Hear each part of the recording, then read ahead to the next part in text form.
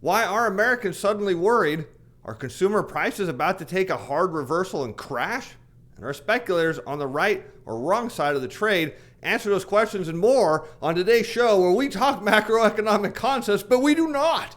We do not ever talk about calling ourselves a macro show again. That's right. We don't do that anymore. I'm your host, Steven Van Metre, and thanks for joining me today. And some of you who know the backstory have been saying, I think lawyers take away all the fun. Oh no, my friends, I think we've only begun to start having fun with this. And at least for one day, the legal mechanisms behind the scenes have taken a back seat, so we'll hope they stay there. Anyways, we got to get into what's going on, because we see a brewing crisis in America, and in two sides. We see geopolitically with what's going on in Afghan, well, what happened with the markets. Now, this is not a political show, so we're going to focus on the market's interpretation of that. And then secondly, why are consumers suddenly worried? I mean, all of a sudden, their confidence in the economy is crashing.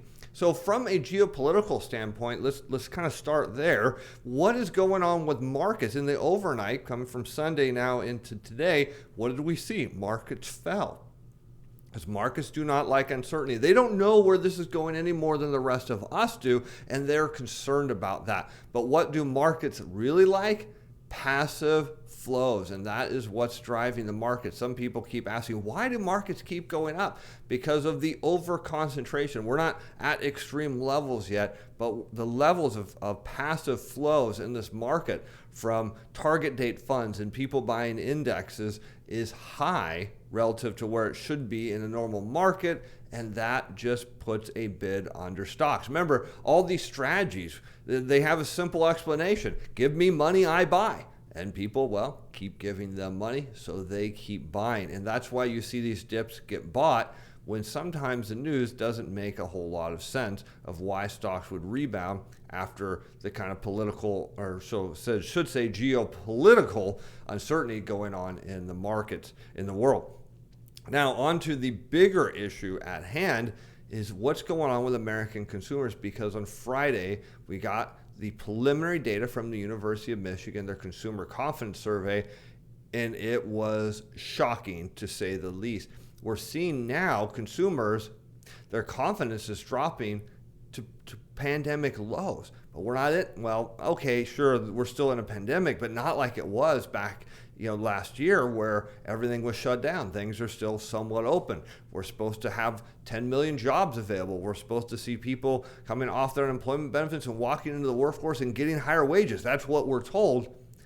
The data suggests that something is wrong, and this is the beginning of what you'll see as a potential next crisis, and I want to show this to you. So let's head into some articles and look at some charts here.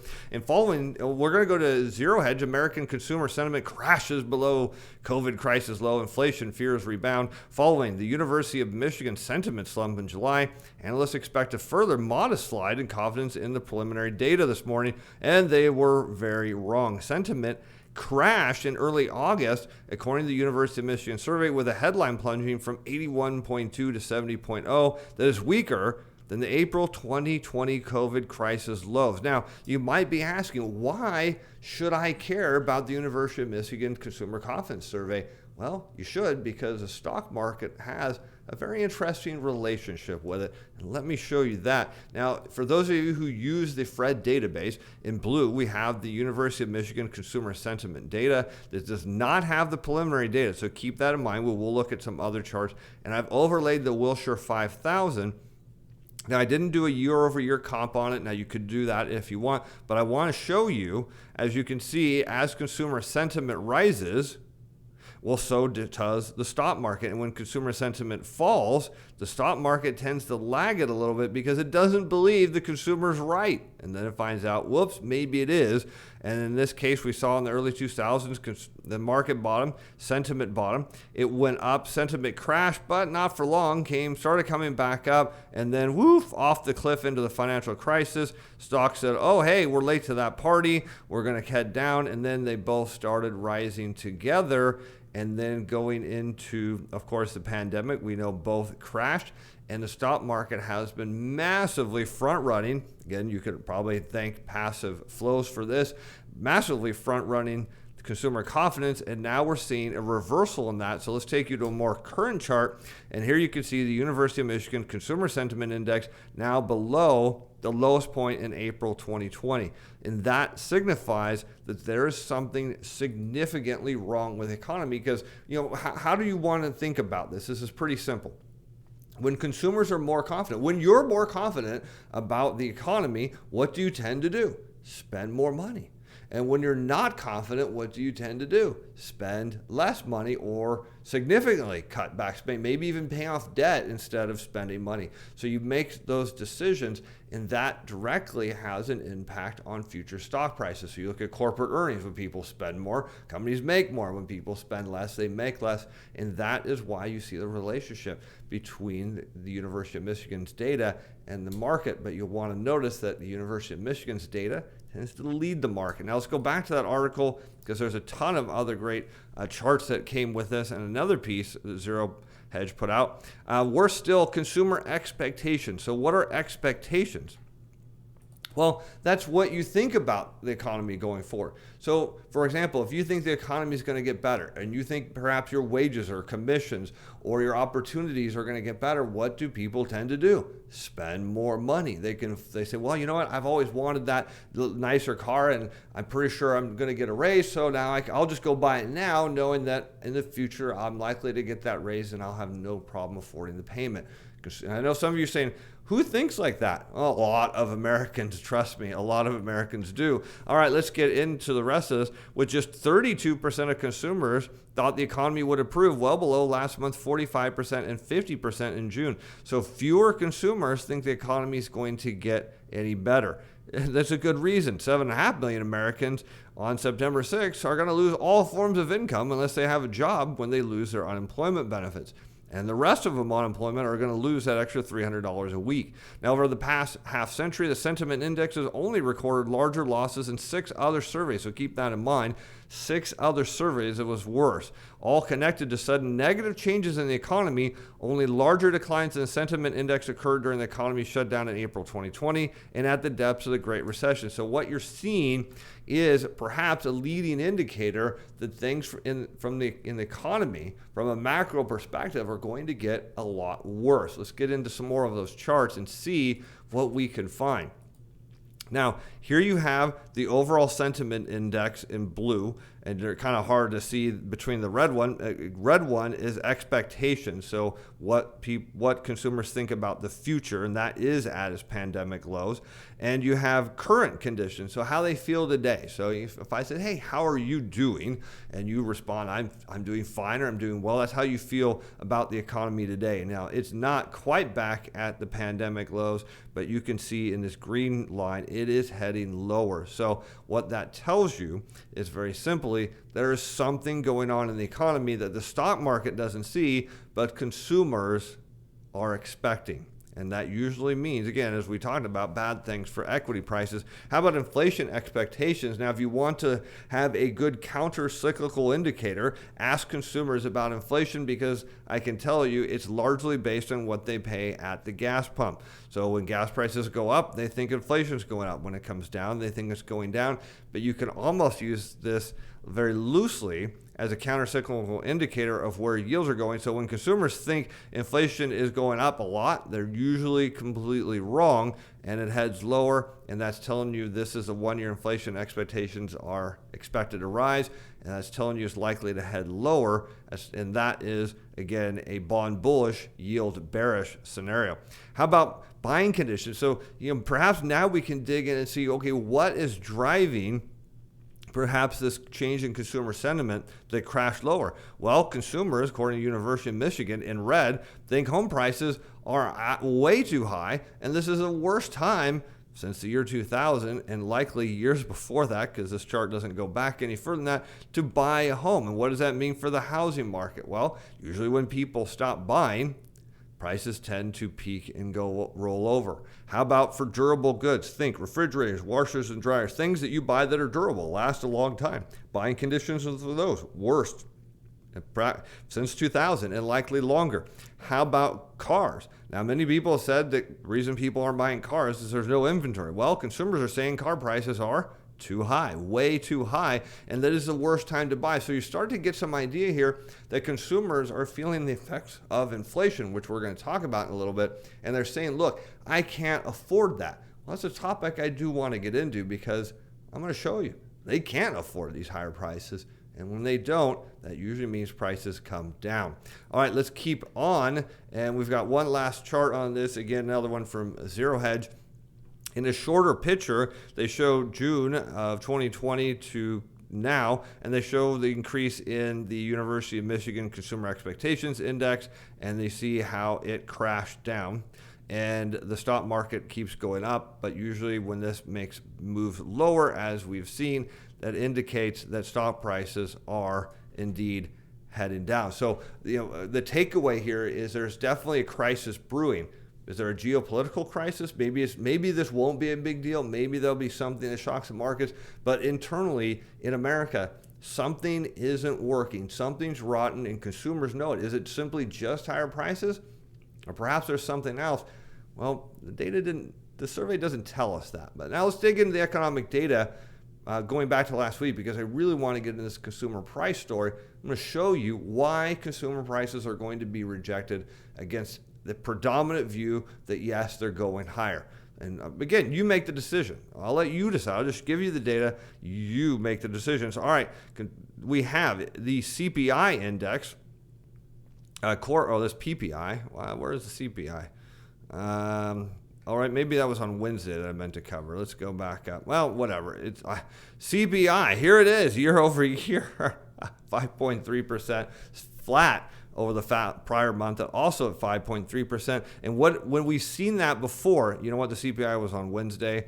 I actually tried to do a show from Brentwood's. For those of you who don't know, both my microphones failed. And so part of me thinks I actually did fully record it, only to find out it didn't work. But anyway, so you see that when you get these peaks where either the following month starts to flatten out, it tends to indicate a peak in the CPI. And we can see that throughout history and in different intervals. Now, how do we know consumer prices have a high probability of heading lower? Because the consensus views are only going to go up. Well, there's a really simple way to do that, and that is look at the velocity of money. Now, velocity of money can be the number of times money is used in a transaction or exchanged hands, depends on how you like to say it, and over a period of time. And so here we have the velocity of money on a quarter-over-quarter basis. And many experts, as you remember, we talked about this, said velocity was only going to go up. And I said probably not, and it came in flat. And it means it's likely to go lower due to its relationship with the Fed. And remember, we talked about QE trapping money into that dollar prison. Well, there you see it in the velocity of money. Now, I want you to look at carefully here the relationship between the velocity of money and the CPI, because you can get higher consumer prices in one of two ways. Do you know what they are? Well, one, you could just print money, which again, the Fed is not doing, but there are other central banks that printed money, and that can create inflation. There's a second way, is you can increase the number of transactions money is used in. So if money can move very quickly between hands, you don't need a lot of money to create inflation. Now, the Fed can't print money, and velocity is slowing. So what is that telling you about the probabilities that inflation is sustainable? Well, they're pretty low.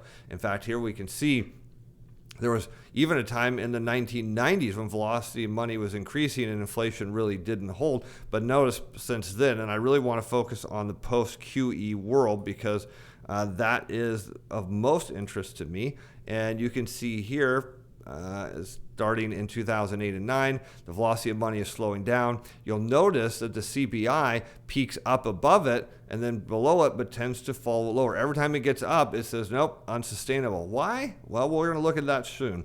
And here you can see consumer prices were rising, trying to rise, velocity was slowing, rolled over, head down, consumer prices crashed, prices way up, velocity saying, no, money's not moving fast enough to support you, hence you're going to get rejected. Another way we know is if you strip out food and energy, which the Fed loves to do in the CPI. Now, why do they do it? Because, well, if you take out the two most volatile things, food and energy, well, then you set your policy around it, then you don't have to do as much. You don't have to tighten when you really want to keep easing. But here's the key about the core CPI. is 80% of it had a year-over-year rate of growth of 1.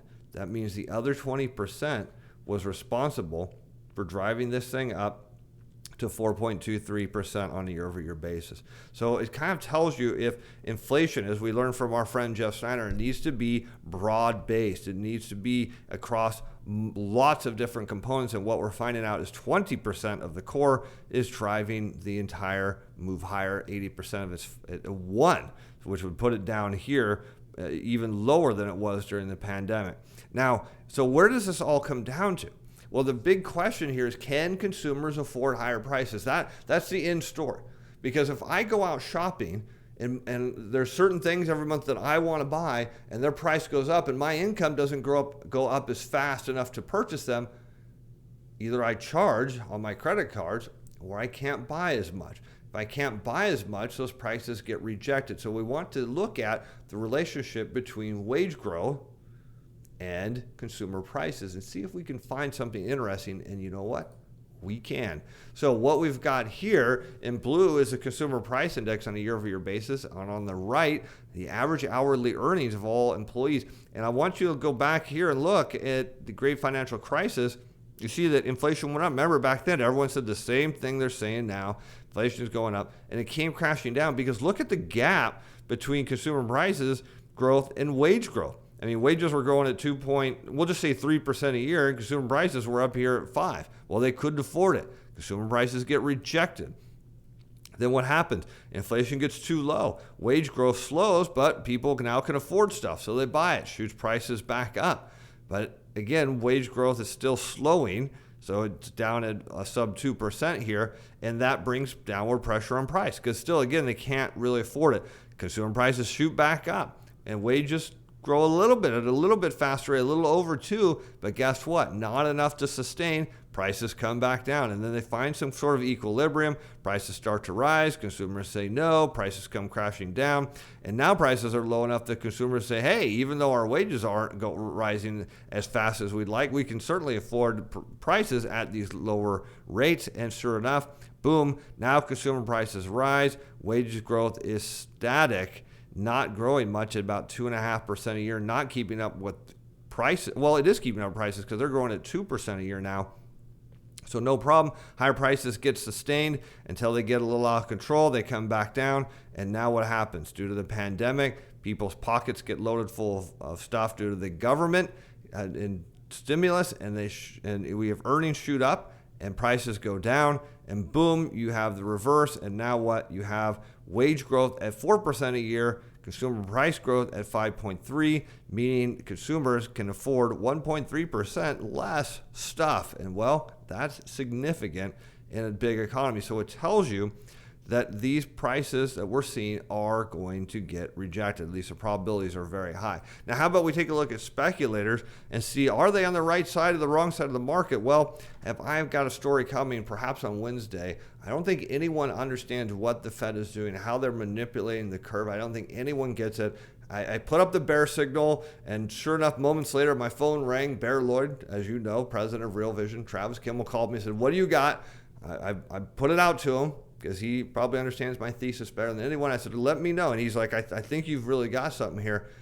And I think I do. So what happens on Wednesday, I'm going to explain to you what the Fed is doing and perhaps why there's a lot of people on the wrong side of the market. And some are right. Let's see if we can figure out who. Right side of the market, well, perhaps those are long tenure treasuries.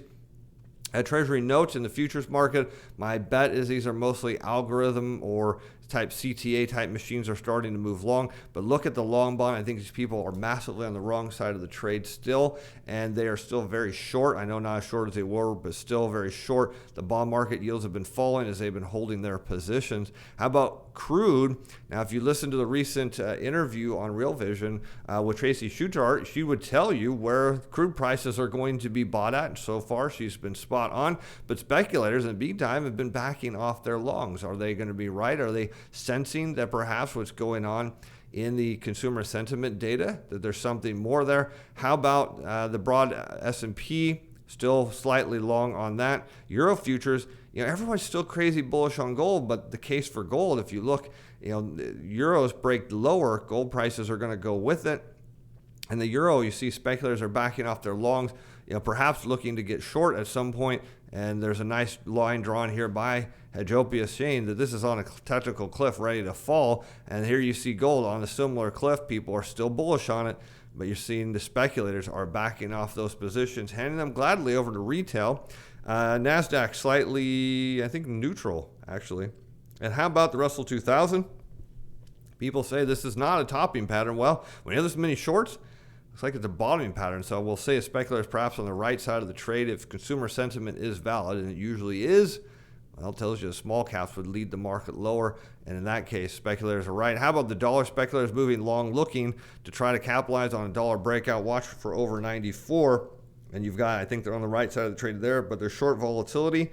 Well, when you understand what the Fed is about to do, or what the Fed has done, well, then you understand they're going to actually change.